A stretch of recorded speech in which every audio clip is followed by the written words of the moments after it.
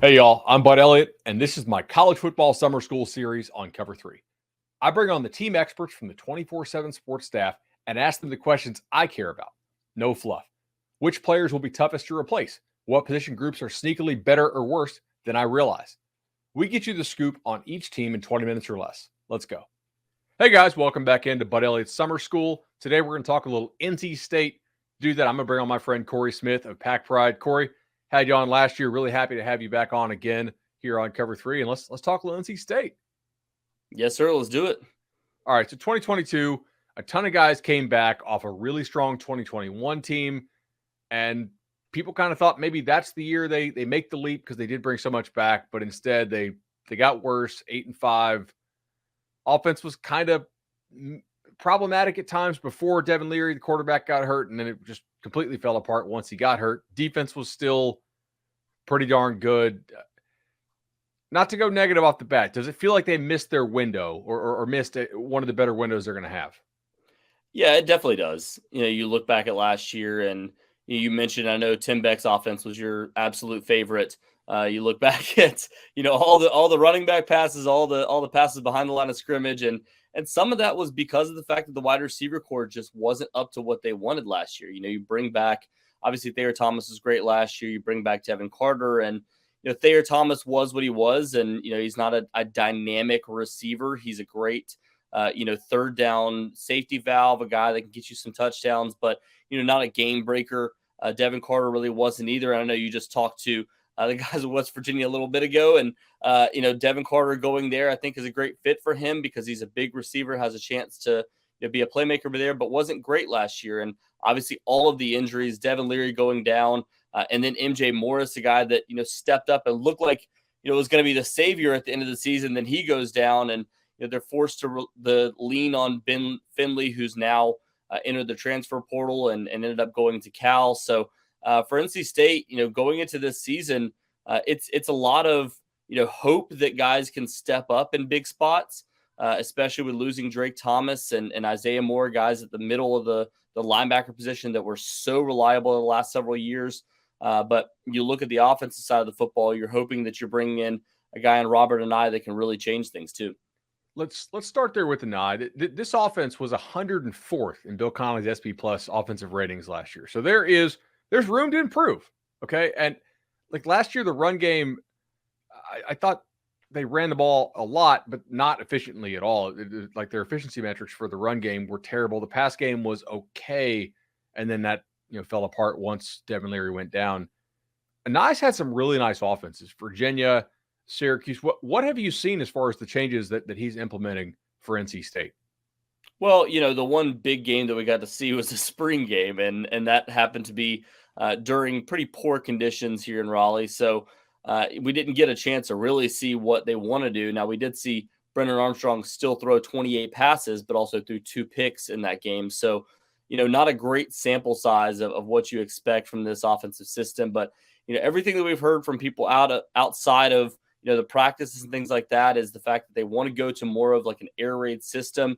I don't know if the wide receivers are there. Some guys that have really stepped up in this system so far have been 2 true freshmen in Javonte Vereen and Kevin Concepcion, and we'll see what they're capable of doing this year. But how much can you put on those guys to really kind of elevate this system? Again, the hope is that Brennan Armstrong can step up and be what he was 2 seasons ago under Robert Anae. But yeah, the early feedback so far is the fact that they've really implemented the system, and the hope is that they can put a little bit more in terms of the downfield threats than what we've seen in the past, especially under Tim Beck over the past couple of seasons. Armstrong last year at Virginia, and obviously it's excusable. Virginia's offensive line was a mess from the word go last year. Have you heard that he's looking back more? I don't want to put words in your mouth here, but closer to what he was in 2021 when he was with Anae than to what he was last year at UVA? Yeah, I mean, everything we heard from the beginning of spring camp was he came in and just instantly, reconnected and looked really good in practice. Early on, there was some talk of like, hey, MJ Morris is going to push Brennan Armstrong. And, is this a real quarterback battle? Everything we heard early on was that Brennan Armstrong just took full control, looked like QB1, at the very start of camp. MJ Morris caught up at the end of spring camp, so I'll be interested to see what ends up happening during the fall. But everything we heard so far out of camp was the fact that Brennan Armstrong looked like his old self. Now, again, he's going to have to prove that on the field once you get out there. Again, the one sample size we saw was the spring football game, and he throws 2 picks in that one. One of them kind of a silly throw, and the other one, was apparently, again, your favorite running back pass here. Running back didn't come back. It was a true freshman that didn't come back on the route.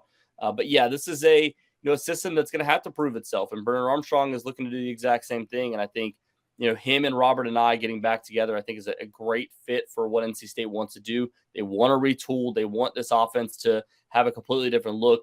If MJ Morris doesn't push for the starting spot, doesn't really get on the field, he has a chance to really learn the system for an entire year and hopefully do everything that Brennan Armstrong is capable of doing this fall next season. And if you are a new listener to Cover 3, or if you never checked out Bud's Summer School before, I don't hate running back passes if they're wide open because the defense has forgotten about the running back. I just hate them as let's build our offense around constantly throwing the ball to running backs, which seems to be a lot of what NC State did in the last few years. They were always top 10 in the country in terms of percentage of their passes that went to the backs. And shockingly, defenses kind of figured this might be coming, and it wasn't always the most efficient way to move the football.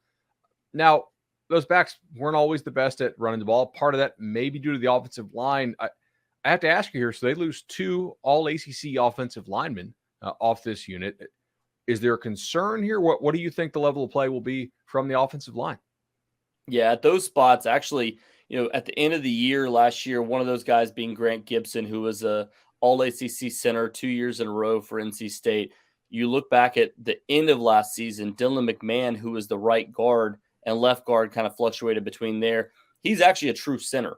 So he moves into that role at the end of last season, looked good down the stretch. And actually, from what we heard during the offseason, there was actually some NFL teams that were reaching out to him, trying to get him to enter the draft essentially and take a look at the NFL seriously. NC State ends up, kind of through a little bit of NIL and things along those lines, was able to bring him back, and early returns that he's looked good at the center spot. Then, the real question mark obviously being, you lose a guy like Chandler Zavala, who, last year played the left guard spot the entire season and was a great fit there. Guy that was able to get, some open spots across the middle of the field for running backs and, leave Devin Leary open early on in the season, and everybody else at the end of the season, whoever was there under center for NC State. But, so far the early returns are that Derek Eason, once he's healthy, will fit that spot. Another guy is named Lyndon Cooper that I think has a chance to really kind of push for that spot. He was a highly rated guy out of Georgia, and actually was MJ Morris's left guard early on in his career before he came to NC State. So he's got a chance to really fit that spot. And then some other guys to know in that mix too, not just Lyndon Cooper, but Dawson Jaramillo that came over from Oregon. Is expected to be kind of a 6 player along this offensive line, can play guard, can play tackle. So I expect for him to be able to really be able to utilize that this upcoming season and be somebody that can fill multiple positions for NC State. You mentioned using NIL to retain players. It's obviously a great use for it. I was pretty impressed that they were able to hold on to MJ Morris as well. I don't really have a question about that, but that's a guy I figured if they brought in a transfer would himself hit the transfer portal, because he did show some nice flashes at times last year. But I guess he's really believing in the staff and going to stick around to be the guy in 23 or in 24. Shoot, I should probably know what year it is. That's a good news. This is 2023 summer school. Yeah, and MJ is an interesting one because we obviously there was some guys that entered the spring transfer portal pretty late, and there was some talk about the fact that some NIL collectives maybe had gotten to them from other schools, and MJ Morris was definitely one that heard from some outside people, some outside collectives that were coming after him, particularly some in the SEC that were kind of pushing for him, that didn't feel so good about their starting quarterback or their backup quarterback, and maybe could bring him in and have 2 years of him. So but NC State again was able to nip that in the bud and bring him back for this upcoming season. And the hope is that you have a strong either backup quarterback this upcoming year, or somebody that can be in their rotation and some goal line packages, things like that, and then look towards next year to really have him as a productive part of this team and really learn Robert and I's system as well. Talking to Cory Smith here of PackPride. Make sure you check out PackPride. I do for all my NC State needs. They do a tremendous job. Let's shift over to the defense here. A very strong defense that occasionally, I don't say like gave up, but like the dam kind of broke because they realized the offense just wasn't going to score at times down the stretch. Always played hard, but you could tell they were a little frustrated. How much of that did you get in talking to these guys, kind of on and off the record as the season wore on with Leary out? I mean, you didn't really get a ton from the players, but you could get that sense. I mean, you're right. There was some clear frustration. You could see it on the sidelines at times last year, but this is a unit that, if I remember correctly, obviously, we forget some of these stats after basketball season and things like that, but they were one of the only teams in the country, I believe, after the bowl games, the only team in the country that held every single opponent that they faced under 30 points last season. So this is a defense that prided itself on limiting what the other team was doing. The unfortunate part, as you mentioned, between whether it was Jack Chambers or Ben Finley or, MJ Morris kind of early on, all of those guys struggled to really get the ball moving. And once the hope was that, hey, MJ Morris is going to be the guy that's going to revive this team. And then it didn't happen. It didn't materialize because of the injury. So there was some clear frustration. They got up for the big games. Obviously, UNC at the end of the season, they got up for and played a really sound game against Maryland. Unfortunately, again, the offense didn't really materialize in that one. So you lose some frustrating games down the stretch, particularly you think back to Louisville, and then Maryland was a very winnable game for them in the bowl game. And all of those could have led to, despite the offensive struggles, the defense kind of carrying them to double-digit wins last year, and none of those things ended up happening. So am I wrong to worry about the loss of defensive lineman Cory Durden and Josh Harris? Yeah, I mean, there's some those are pretty big losses. I'm not going to lie, but when you look at NC State, they're able to slide a guy like CJ Clark in that position that was had a chance to be, an all ACC type player 2 years ago before a season-ending injury. He was worked in last year. Everything that we've heard so far, early returns on him, are that he has a chance to really be a great player at the center of that defensive line. They get a guy like Savion Jackson back that's going to be on the outside, can slide to the inside when Davin Vann is in there.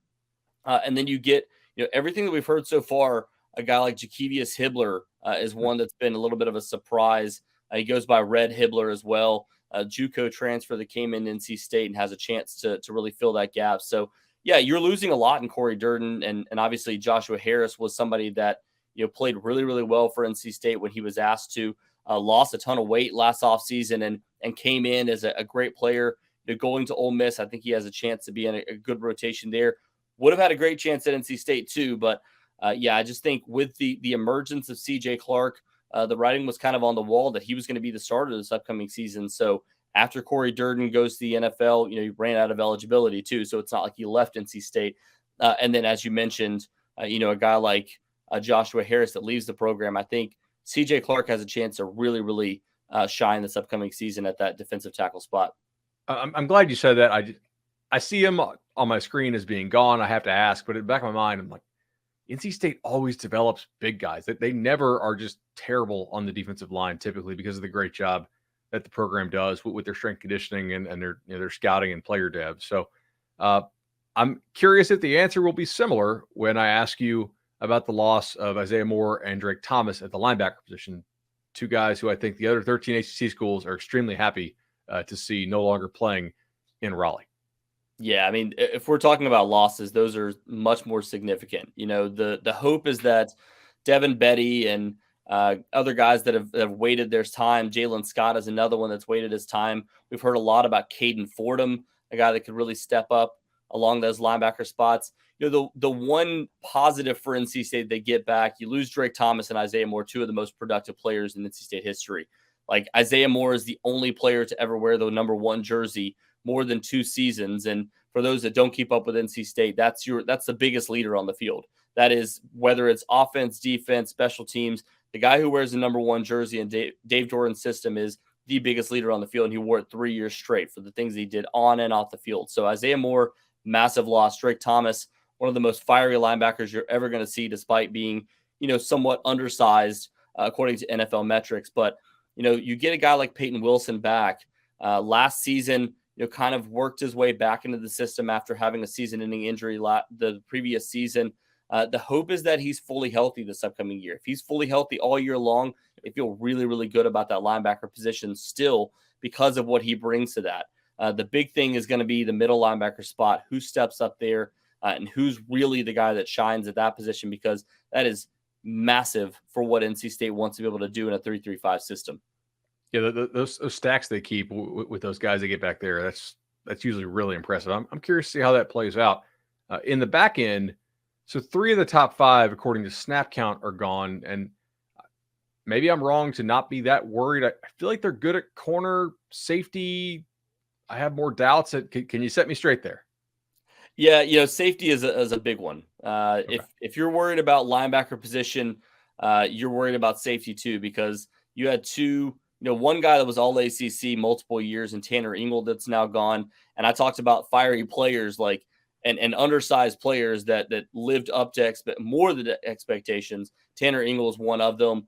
He was a guy that was terrifying across the middle of the field.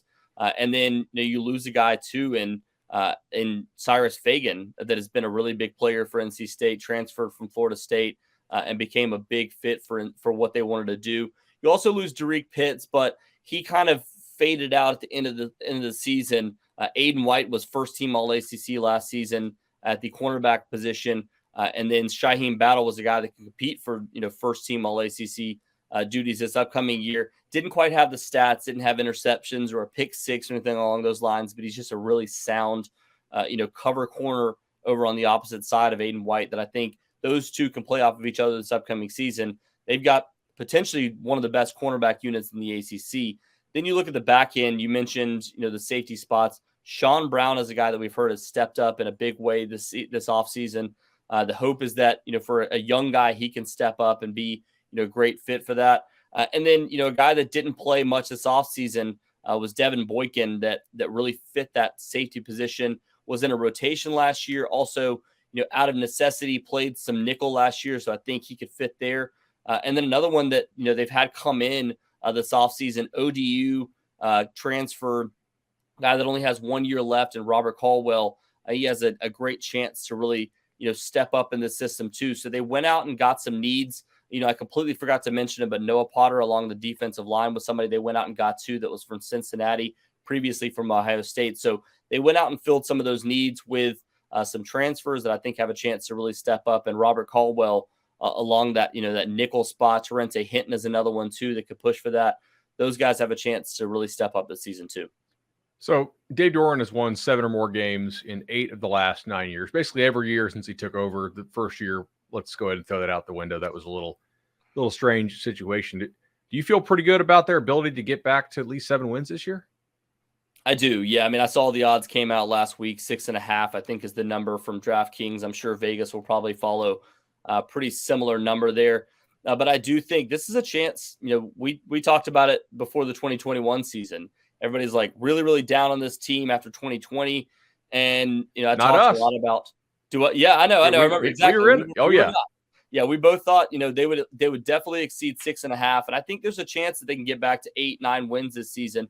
And again, a lot of that is going to be reliant on a guy like Brennan Armstrong. How good is he in this system? How much does he step up?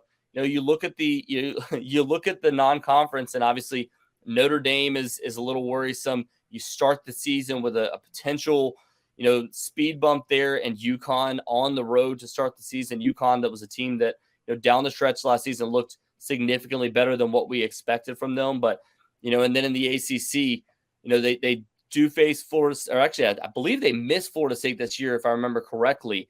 And then they do have to face Clemson, obviously. Wake Forest is going to be a tough one, but they have a chance to potentially, meet that 8-9 win plateau that I think they've hit for the last several years. I don't know that you're going to be pushing for 10, but, if a guy like MJ Morris really develops the offseason, they have a chance to really push for that the following season. Cory, I'll get you out of here on this one. So what's the position group in your mind that has the biggest gap between the starters and the backups? Ooh, that is a tough one right now. I think if I had to say the starters and the backups, the biggest difference would probably be the cornerback position, because Aiden White, Shaheem Battle are guys that have really stepped up. You look back at last year, like I said, Aiden White became a first team All ACC player. Initially at the start of the season, people didn't even know if he was going to start. And he was a guy that really stepped up. So you look at those two at that cornerback position. If either one of those guys goes down, that's a major concern for NC State, because there are guys that can push for that, but there's not any guys that are that good. And it's also a concern because you have such youth at the the nickel position and at the safety positions, that those guys are really your front line this season, and you need them to step up in a big way. So if I'm looking at the biggest gap there, it's the cornerback position with Aiden White and Shaheem Battle. Cory Smith, PackPride. Appreciate you joining Bud Summer School. Yes, sir. Thank you as always.